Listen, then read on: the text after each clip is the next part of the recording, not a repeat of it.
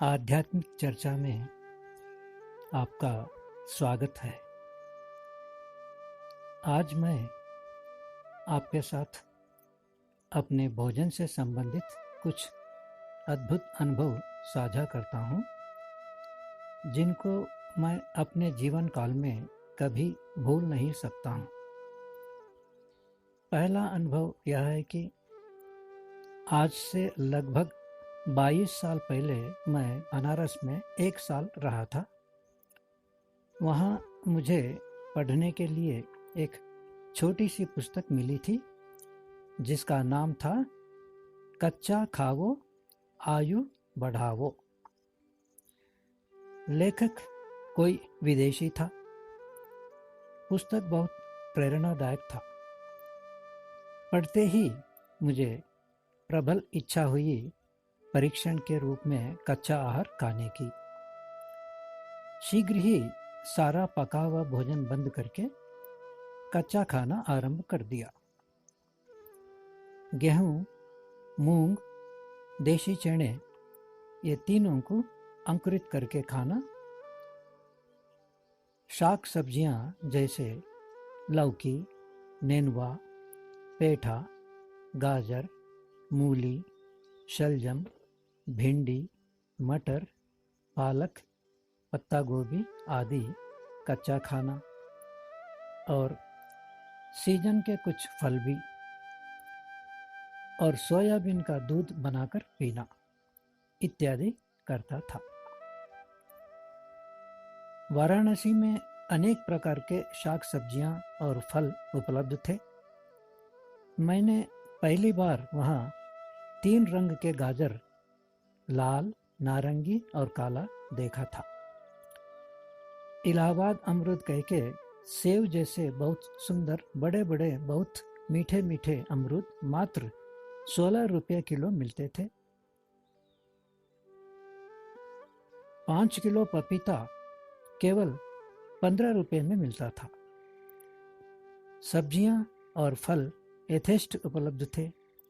इस प्रकार पका हुआ भोजन पूर्ण रूप से बंद करके अंकुरित अनाज, कच्ची सब्जियां, फल और सोयाबीन का दूध इत्यादि का प्रयोग करते हुए केवल 10-12 दिन बीत गए थे।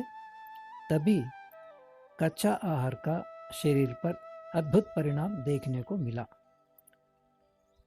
कच्चा आहार अद्भुत रूप से शरीर का शोधन करता है, साथ में पोषण भी करते हुए आश्चर्यजनक रूप से शरीर को स्वस्थ बनाता है। शरीर बहुत हल्का हो गया था। संसार में पहला सुख निरोग काया का सुख कहा जाता है, क्योंकि अन्य सभी सुख तभी अनुभव कर सकते हैं यदि शरीर स्वस्थ है तो। यदि शरीर ही स्वस्थ नहीं है, रोगी है, तो दूसरा कोई भी सुख कैसे अनुभव करेंगे। जीवन में पहली बार निरोग काया का सुख क्या होता है साक्षात अनुभव में आया था। उस अद्भुत और अचंभित करने वाला अनुभव को मैं कैसे भूल सकता हूँ। उस अनुभव के संस्कार चित्त पटल पर इतने प्रबल रूप से अंकित हो गए हैं कि वे ही मुझे स्वास्थ्य के प्रति हमेशा जागरूक रखते हैं। जिस सज्जन ने मुझे वहाँ रहने के लिए आवास सुविधा उपलब्ध कराया था, मैंने उनसे कहा कि यदि सभी लोग इस प्रकार कच्चा आहार खाएंगे तो सारे अस्पताल बंद हो जाएंगे और सारे दवाई दुकान भी बंद हो जाएंगे। तो तुरंत उसने कहा कि लोग पागल कहेंगे, कौन खाएगा ये घास फूस। और उन्होंने मुझे डराते हुए यह भी कहा कि पहले भी एक व्यक्ति ऐसे ही कच्चा भोजन खाया था और आंतों में सब जाम हो गया था, फिर पेट का ऑपरेशन करवाना पड़ा। मैंने पूछा कि एक दिन में वह व्यक्ति क्या चीज़ कितना खाता था, तो उन्होंने जो बताया वह सुनकर मुझे बहुत आश्चर्य हुआ और कहा कि यह तो पूरा 3 दिन का भोजन है। यदि कोई व्यक्ति 3 दिन का भोजन एक दिन में खाएगा तो मरेगा ही, इसमें क्या आश्चर्य है। वास्तव में कच्चा भोजन खाने के बाद ऐसा लगता है कि कुछ खाया ही नहीं। पेट खाली लगता है, हल्का लगता है। कम खाया हूँ ऐसा भ्रम होने की संभावना रहती है। पका हुआ भोजन खाने से जैसा पेट भारी हो जाता है, पेट भर गया जैसा लगता है, वैसा कच्चा आहार खाने से नहीं लगता है। इसलिए भ्रम के कारण यदि कोई पेट भर खाएगा तो फिर बहुत कठिनाई झेलना पड़ेगा। कच्चा आहार जीवंत भोजन है, अमृत भोजन है। कम मात्रा में ही आवश्यक सारे पोषक तत्व मिल जाते हैं। फिर मैंने उस सज्जन से कहा कि मैं तो परीक्षण के रूप में खा रहा हूँ, जब तक अनुकूल लगेगा तब तक खाऊंगा, जब भी प्रतिकूल लगे तभी छोड़ दूंगा। मैं कोई हठधर्मी तो नहीं हूँ कि चाहे कुछ भी हो जाए मुझे तो कच्चा ही खाना है, ऐसा कहने के लिए।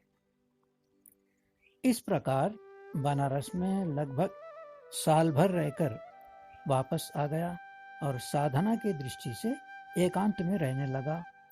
बाहर आना जाना भी बंद कर दिया। सब्जी मंडी से सुदूर स्थान पर रहकर प्रतिदिन ताजी सब्जियां और फल प्राप्त करना असंभव सा हो गया।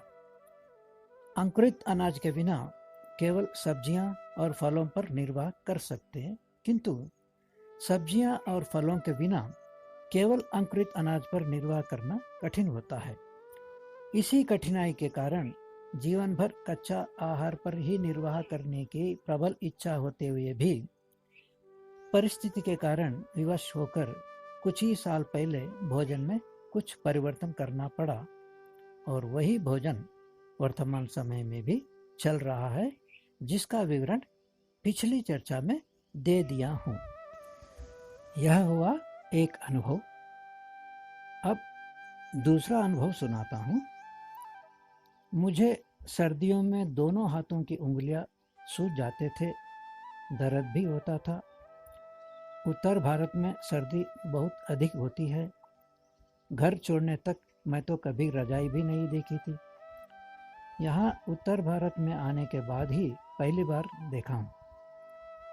उंगलियों में सूजन और दर्द के कारण मैं प्रतीक्षा करता था कि सर्दी कब समाप्त हो जाएगी, किंतु आश्चर्य है कि इस बार सर्दियों में ना सूजन ना दर्द दोनों ही नहीं हुए। मेरा 100% अनुमान यही है कि सर्दियों से 2-3 मास पहले मैं गेहूं व जौ के ज्वारों का रस पीना आरंभ किया था। अभी भी पीता हूँ। निश्चित रूप से यही कारण हो सकता है, क्योंकि इसके अलावा और कोई नया प्रयोग तो नहीं किया हूँ। इसलिए यह गेहूं के ज्वारों का ही चमत्कार मानता हूँ। पहले कुछ दिन गेहूं और कुछ दिन जौ उगाता था, किंतु कुछ दिन पहले ही जौ बंद करके केवल गेहूं के ही ज्वारों का रस ले रहा हूँ, क्योंकि मेरे शरीर की प्रकृति वात और कफ है और जौ वात को कुपित करता है, बढ़ाता है, ऐसा मुझे अनुभव हुआ है। यह हुआ दूसरा अनुभव। अब तीसरा अनुभव सुनाता हूँ। घर पर सब लोग चाय पीते थे, इसलिए मुझे भी बचपन से ही चाय पीने की गलत आदत हो गई थी। यह भी पता नहीं था कि यह एक गलत आदत है।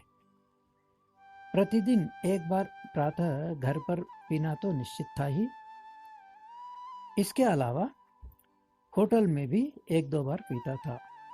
कोई दोस्त मिल गया तो उसके साथ होटल चलते और होटल में जाकर मिठाई खाना, नमकीन खाना, चाय पीना, गप करना इत्यादि होता था। ना कोई खाने का समय, ना कोई भूख, बस जब कोई मिले दोस्त तब होटल गए और खाना पीना किए। तो पेट को कूड़ादानी बना रखा था। जैसा जब भी कहीं भी कोई कचरा दिखाई पड़ी तो उसे उठाकर कूड़ादानी में डाल देते हैं, वैसे ही जब भी जो भी चीज़ पेट में डालता था ये फालतू खाने पीने और गप करने में बहुत समय और बहुत पैसे भी बर्बाद होते थे और पेट भी खराब होता था। यह जो बहुत ही गलत आदत थी, जब चाहे तब खाना, जो चाहे सो खाना, जितना चाहे उतना खाना, वह लगभग 35 साल पहले बंद हो गई। यदि वह आदत बंद नहीं होती तो शायद आज आपसे बोलने के लिए मैं नहीं बचता था, निश्चित रूप से रोगों में फंसकर मर जाता था। यही कारण है कि हम स्वस्थ जीवन जी नहीं पाते और पूर्ण आयु 100 साल तक पहुंच नहीं पाते हैं। ठीक है, फिर चाय पर आते हैं। लगभग 32 साल पहले जब मैं उत्तर भारत आया था तो पहले ऋषिकेश ही आया था। सर्दियों में प्रातःकाल ठंड के कारण शरीर कांपता था, बहुत ठंड अनुभव होता था। जिस आश्रम में था उसमें प्रातःकाल चाय मिलता था। कांपते कांपते चाय पीने जाते थे। जैसे ही लगभग आधा लीटर गरम गरम चाय पीते थे तो तत्काल शरीर का कांपना बंद हो जाता था। सारे शरीर में स्फूर्ति दौड़ती थी। बहुत ही सुखद अनुभव होता था। फिर 1-1.5 साल के बाद संस्कृत अध्ययन के लिए गुरुकुल में चला गया। वहां जाने के बाद चाय पीना बंद हो गया, क्योंकि गुरुकुल में चाय नहीं पीते हैं। फिर चाय बंद होने के लगभग 12-15 साल के बाद मेथी की काढ़े के बारे में जानकारी मिली किसी घरेलू चिकित्सा पुस्तक में। उसमें बताई गई विधि के अनुसार सर्दियों में मेथी की काढ़ा बनाकर चाय के जैसा गरम गरम घूंट घूंट कर पीना आरंभ किया। पहली बार जब पिया तो बहुत आश्चर्यचकित हुआ, क्योंकि लगभग 15 साल पहले ऋषिकेश आश्रम में ठंड में चाय पीने से जैसा सुखद अनुभव हुआ था, ठीक वैसा ही सुखद अनुभव मेथी की काढ़ा पीने से हुआ। चाय और मेथी का काढ़ा, ये दोनों बिल्कुल अलग अलग चीजें हैं, फिर भी दोनों से एक जैसा सुखद अनुभव हो रहा है, तो निश्चित ही दोनों में कोई एक चीज समान होना चाहिए, जिसके कारण दोनों से एक जैसा अनुभव हो रहा है। क्या है वह? वह है गर्म पानी। यानी गर्म पानी के कारण सुखद अनुभव हुआ था, न कि चाय के कारण। यदि चाय के कारण होता है तो ठंडी चाय पीने पर भी होना चाहिए, किंतु नहीं होता है। और चाय के बिना भी गरम गरम काढ़ा पीने से हो रहा है, और ठंडी काढ़ा पीने से भी नहीं होता है। इससे यही सिद्ध होता है कि ठंड को दूर करके सुखद अनुभव कराने वाला गर्म पानी ही था, जो दोनों में, चाय में और काढ़ा में विद्यमान है। इस प्रकार एक बड़ा भ्रम दूर हो गया कि चाय से सुखद अनुभव होने का। प्रत्येक सर्दी में प्रातःकाल अवश्य मेथी की काढ़ा पीता हूँ। वात या कफ प्रकृति वालों के लिए मेथी की काढ़ा एक वरदान से कम नहीं है। यह हुआ तीसरा अनुभव। अब चौथा अनुभव सुनाता हूँ। लगभग 30 साल पहले संस्कृत अध्ययन के निमित्त से मैं एक गुरुकुल में लगभग 4 महीने तक रहा था। वहाँ बिल्कुल फीका भोजन मिलता था। पहले कुछ दिन तक तो बहुत खराब लगा। दूध फीका लगता था, क्योंकि चीनी आदि कुछ भी नहीं मिलाते थे। सब्जी भी बहुत फीका लगता था, उसमें ना नमक, ना मिर्च, ना मसाला, कुछ भी नहीं रहता था। मजबूरी था, इसलिए वैसे ही खाना पड़ता था। संभवतः प्राकृतिक चिकित्सा केंद्र में भी इसी प्रकार का भोजन देते होंगे, इसीलिए वहाँ चिकित्सा करवाने के लिए बहुत लोग कतराते हैं। कोई कोई बीच में ही चिकित्सा छोड़कर घर भाग आते हैं। तो गुरुकुल में फीका भोजन खाते खाते कुछ दिन के बाद धीरे धीरे दूध का जो प्राकृतिक मिठास है वह अनुभव होने लगा। दूध ठीक ही लगने लगा। हम कृत्रिम मीठा बंद करते हैं तो हमारा रसनेंद्रिय इतना शुद्ध व शक्तिशाली हो जाता है कि दूध में रहने वाला या आटा, चावल आदि में रहने वाले जो प्राकृतिक मिठास है उसको ग्रहण करने लगता है। फिर हमें फीके चीजें जो पहले बेकार लगते थे, बाद में वे ही ठीक लगने लगते हैं। फिर वहाँ फीका भोजन से कोई परेशानी नहीं लगता था। भोजन तो पहले भी वही था, बाद में भी वही है, किंतु पहले खराब लगता था, बाद में ठीक ही लगने लगा, क्योंकि पहले रसनेंद्रिय में रस को ग्रहण करने का सामर्थ्य शिथिल हो गया था, क्योंकि चीनी आदि कृत्रिम मीठा का आदि होने के कारण दूध आदि में रहने वाला जो प्राकृतिक मिठास था उसका अनुभव नहीं होता था। तो वास्तव में दूध में प्राकृतिक मिठास होते हुए भी हमें फीका लगता था। फिर जब कृत्रिम मीठा खाना बंद कर दिया तो रसनेंद्रिय सशक्त होकर दूध आदि में रहने वाले प्राकृतिक मिठास को ग्रहण करने लगा। तो चीजें पहले जो फीकी लगी थी वे फिर बाद में अच्छी लगने लगी। इसलिए नमकीन खाकर चाय पीते हैं तो चाय मीठा लगता है, यदि मिठाई खाकर चाय पीते हैं तो चाय फीका लगता है। चाय तो वही है, किंतु रसनेंद्रिय शिथिल होने के कारण फीका लगने लगता है। इसी प्रकार कृत्रिम नमक खाना बंद करने से फीके सब्जियां भी खाने में फीके नहीं लगते हैं। प्रत्येक चीज में अपना एक प्राकृतिक स्वाद रहता है। यह हुआ चौथा अनुभव। अब एक दूसरी बात बताता हूं। किस प्रकार के भोजन का शरीर पर क्या परिणाम होता है, इस विषय पर अनेक साल परीक्षण करने के बाद अपने अनुभव के आधार पर मैं भोजन को 3 प्रकार का मानता हूं।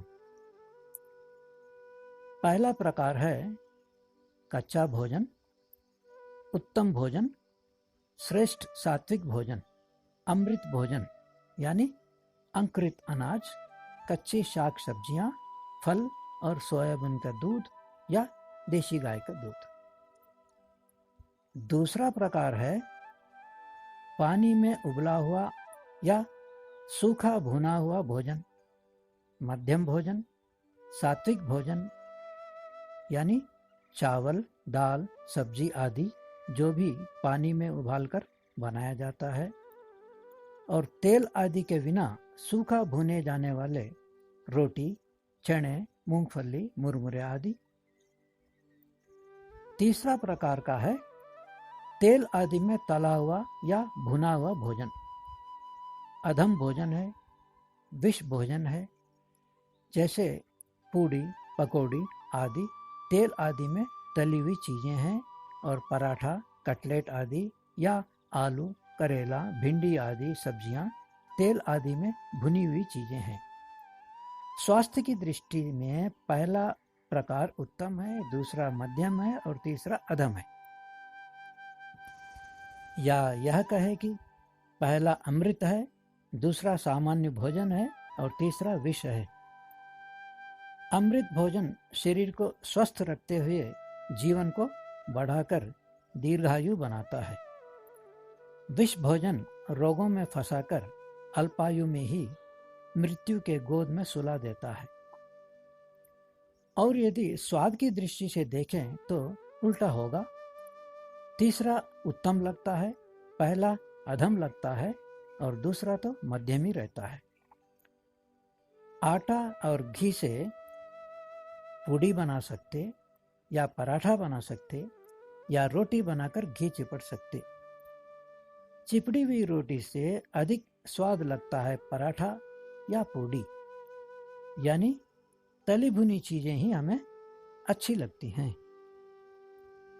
हमेशा लाखों लोग गंभीर बीमारियों से पीड़ित होकर अस्पतालों में भर्ती रहते हैं। कोई भी अस्पताल खाली नहीं रहता है और लाखों लोग घर पर ही रहकर दवाइयां खाते रहते हैं। चाहे बीमारी कोई भी हो, सब रोगियों को तली भुनी चीजों का परहेज बताया जाता है। सभी रोगियों में एक भी ऐसा नहीं मिलेगा जो तली भुनी चीजें नहीं खाता हो। केवल सात्विक भोजन करने वाला कभी बीमार नहीं पड़ सकता है। यह बात केवल मैं ही कह रहा हूं, ऐसी बात नहीं है, सभी वैद्य यही बात कहेंगे। एक बार मेरा एक विद्यार्थी प्रसंगवशात एक वैद्य से मेरे भोजन के बारे में चर्चा की है, तो उस वैद्य ने कहा है कि मैं कभी बीमार नहीं पड़ सकता हूँ।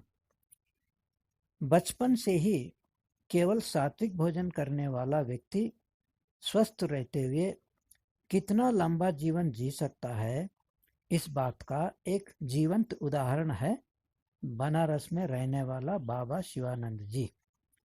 पहले यह वीडियो क्लिप देखिए, फिर उनके बारे में बात करेंगे।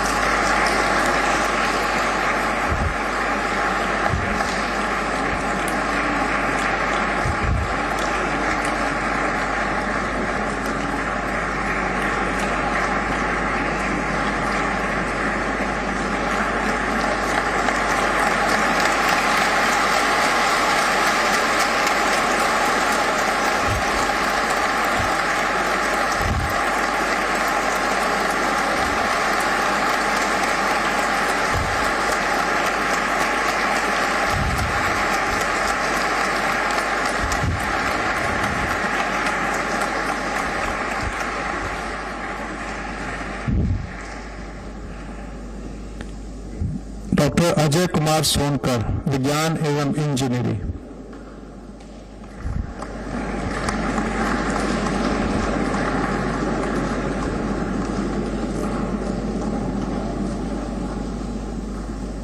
इस बाबा का उम्र 126 साल है।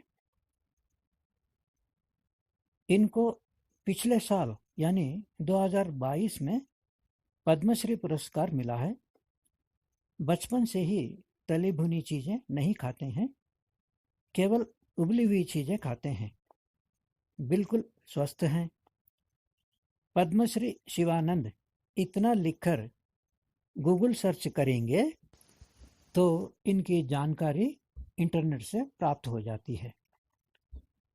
यदि मध्यम प्रकार का यानी सात्विक भोजन, केवल उबली हुई भोजन खाकर पद्मश्री शिवानंद जी 126 साल उम्र में स्वस्थ जीवन जी रहे हैं, तो कोई व्यक्ति बचपन से ही पहला प्रकार का भोजन यानी अमृत भोजन, कच्चा भोजन खाते हुए 150 साल आराम से जी सकता है। पद्मश्री शिवानंद जी जैसे लोगों को बार बार स्मरण करते रहना चाहिए ताकि हमें प्रेरणा मिलते रहे और हम भी उस प्रकार सादा भोजन खाते हुए और सादा जीवन जीते हुए स्वस्थ और दीर्घायु होवें। जिस बात को हम बार बार स्मरण करते रहते हैं, विचार करते रहते हैं, उस बात का संस्कार पक्का हो जाते हैं और उन्हीं संस्कारों के प्रभाव में आकर अनायास ही मन उस ओर प्रवृत्त हो जाएगा। ठीक है, अब चर्चा को यहीं विराम देते हैं, फिर मिलेंगे कुछ नई बातों के साथ। सबके लिए मंगल कामना करते हैं। सर्वे भवन्तु सुखिनः, सर्वे सन्तु निरामयाः, सर्वे भद्राणि पश्यन्तु, मा कश्चित् दुःखभाग् भवेत्। सभी सुखी रहें, सभी निरोग रहें, सबका मंगल हो, कोई दुखी ना होवे। ओम शांति शांति शांति।